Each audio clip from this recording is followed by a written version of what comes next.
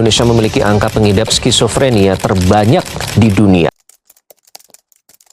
Kita beralih ke informasi selanjutnya, pemirsa. Pembunuh seorang wanita di depan lobi mall di Tanjung Duren, Jakarta Barat mengaku mendapatkan bisikan goib untuk menyerang korban dengan pisau. Ya, pelaku pun dibawa ke rumah sakit jiwa untuk mendapatkan penanganan lebih lanjut.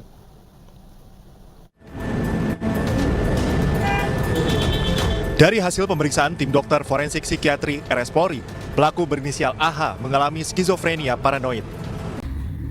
Gangguan skizofrenia adalah gangguan mental kronis yang menyebabkan perubahan antara pikiran, perilaku, dan emosi, sehingga penderitanya mengalami kesulitan membedakan antara imajinasi dan kenyataan.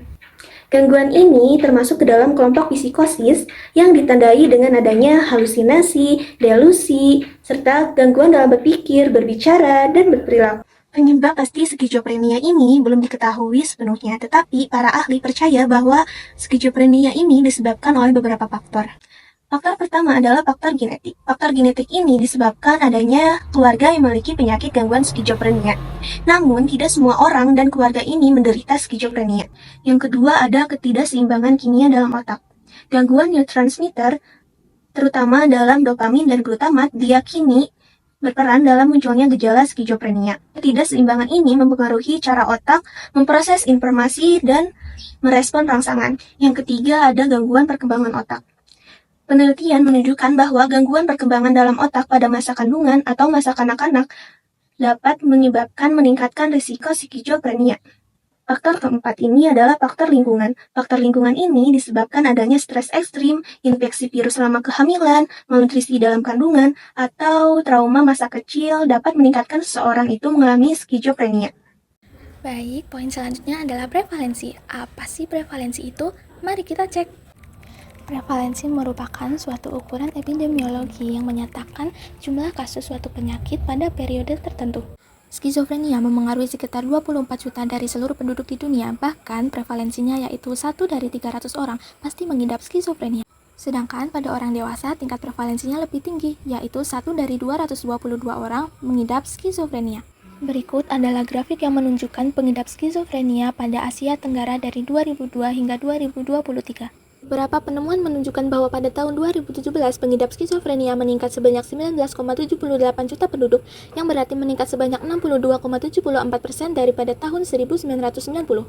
Pada negara-negara di Asia tingkat prevalensinya lebih tinggi, yaitu Asia Timur pada urutan pertama, kemudian Asia Selatan dan nomor 3 yaitu Asia Tenggara. Lalu kira-kira tingkat prevalensi skizofrenia di Indonesia sendiri itu gimana sih? Ayo kita cari tahu. Prevalensi kasus skizofrenia di Republik Indonesia sendiri paling tinggi berada di kota Yogyakarta sebanyak 7,8% kasus, sedangkan untuk Jawa Tengah di 6,5%, di Jakarta 4,9%, dan yang terakhir di Sulawesi Barat yaitu 5,9%. Di mana faktanya menunjukkan bahwa 9,9% kasus berasal dari status ekonomi bawah dan 6,6% pengidap skizofrenia di Pasung dan terjadi di daerah pedesaan sebanyak 8,4%. Setelah itu, apa sih kira-kira tanda dan gejala pengidap skizofrenia? Tanda dan gejalanya ada 3, yaitu gejala positif, gejala negatif, dan gangguan kognitif. Mari simak video berikut. Ketika orang skizofrenia melihat dunia,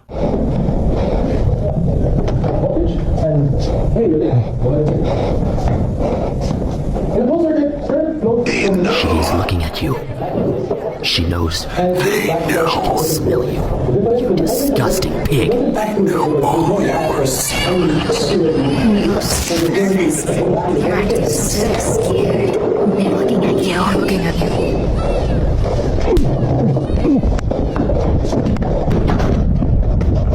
Gejala positif ditandai dengan delusi dan halusinasi, sedangkan gejala negatif ditandai dengan menarikan diri secara sosial dan juga muka yang datar.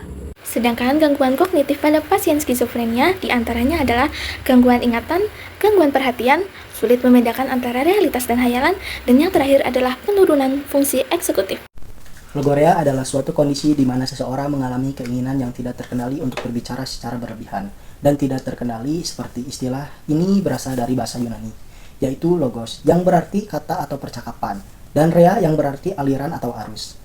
Kemudian ada terminologi agitasi. Agitasi ini adalah suatu kondisi psikologis yang ditandai dengan adanya perasaan yang tidak tenang, seperti gelisah dan tidak dapat diam. Orang yang mengalami agitasi ini seringkali merasa tidak dapat mengendalikan diri sendiri dan dapat melakukan tindakan yang tidak terkontrol. Kemudian ada antipsikotik, adalah suatu jenis obat yang digunakan untuk mengobati gangguan jiwa berhubungan dengan psikosis. Selanjutnya yaitu patofisiologi. Apa itu patofisiologi? Patofisiologi adalah cabang ilmu yang mempelajari bagaimana suatu penyakit atau gangguan yang terjadi dan berkembang dalam tubuh, serta bagaimana penyakit tersebut mempengaruhi fungsi normal organ dan sistem tubuh. Gangguan dalam penekanan P50 berarti otak kesulitan menyaring atau mengendalikan rangsangan sensor, yang bisa menyebabkan kelebihan informasi masuk dan kekacauan dalam berpikir.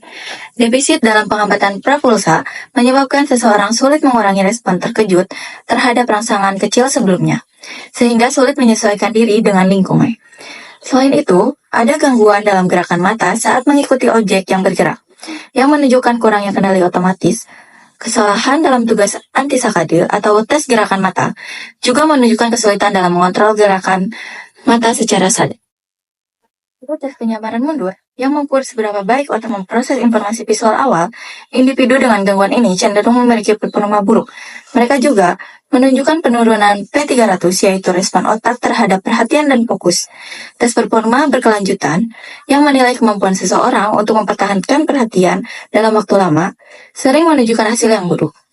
Gangguan dalam penekanan P50 seringkali bersifat genetik dan ditemukan pada orang dengan gangguan kepribadian skizotipal serta keluarga dari penderita skizofrenia. Penelitian juga menunjukkan bahwa gangguan ini terkait dengan reseptor nikotin di hipokampus, bagian otak yang penting untuk memori dan perhatian. Selain itu, hambatan prapulsa yang buruk ditemukan pada individu dengan skizofrenia dan skizotipal, serta berhubungan dengan sistem otak yang mengatur gerakan dan respon otomatis. Potensi bangkitan N400 yang berkurang, yang berhubungan dengan pemrosesan bahasa dan pengenalan pola, juga sering terjadi pada penderita dengan gangguan skizofrenia. Penurunan amplitudo P300 dikaitkan dengan volume yang lebih kecil di bagian tertentu dari otak, yaitu gyrus temporal superior posterior kiri yang berperan dalam pemrosesan suara dan bahasa. Skizofrenia dapat dikurangi, bahkan dihilangkan dengan menjalani beberapa terapi ataupun pengobatan.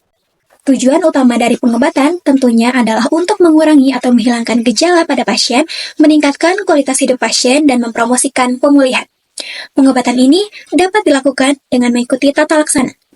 Tata laksana pengobatan skizofrenia ini melibatkan pendekatan multidisipliner yang mencakup pengobatan secara farmakologis dan intervensi psikososial. Yang pertama adalah tata laksana farmakologi, yaitu dengan menggunakan obat antipsikotik yang digunakan untuk mengatasi gejala positif seperti delusi dan halusinasi, dan gejala negatif seperti efek datar dan evolusi. Terdapat dua kelompok golongan antipsikotik. Golongan yang pertama contohnya seperti haloperidol yang beresiko dapat menyebabkan efek samping ekstrapiramidal. Golongan antipsikotik yang kedua seperti clozapine, risperidon, olanzapine yang memiliki kecenderungan efek samping lebih baik dibandingkan golongan yang pertama, meskipun dapat menyebabkan peningkatan berat badan dan gangguan metabolik. Selain memiliki efek terapeutik, baik agen antipsikotik generasi yang pertama maupun yang kedua dapat menyebabkan spektrum efek samping yang luas. Efek samping itu sendiri dapat menyebabkan atau bahkan memperburuk gejala yang terkait dengan penyakit skizofrenia, termasuk gejala negatif, positif, kognitif, serta agitasi.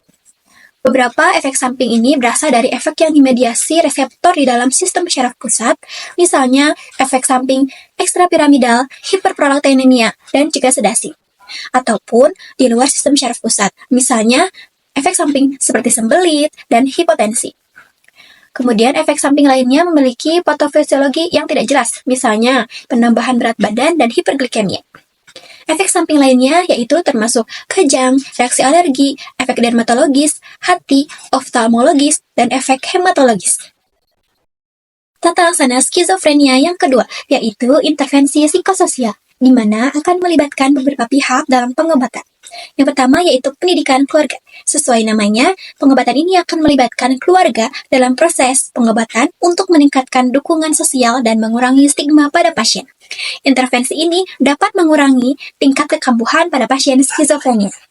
Yang kedua yaitu program perawatan berbasis komunitas, seperti pada program perawatan komunitas yang asertif atau PACT yang menyediakan perawatan terintegrasi dan dukungan untuk pasien dengan kebutuhan yang tinggi, serta mengedepankan pemulihan dan kemandirian pada pasien. Yang terakhir yaitu pelatihan keterampilan sosial. yang dimana memfokuskan pada peningkatan keterampilan sosial dan fungsi sehari-hari pada pasien skizofrenia. Selain pengobatan secara farmakologis dan intervensi psikososial, tata laksana yang efektif dapat dilakukan dengan memadukan keduanya, dengan tujuan untuk memastikan bahwa pasien tidak hanya mendapatkan pengobatan untuk gejalanya saja, tetapi juga dukungan dari lingkungannya dalam kehidupan sehari-hari, sehingga dapat mempercepat pemulihan pada pasien.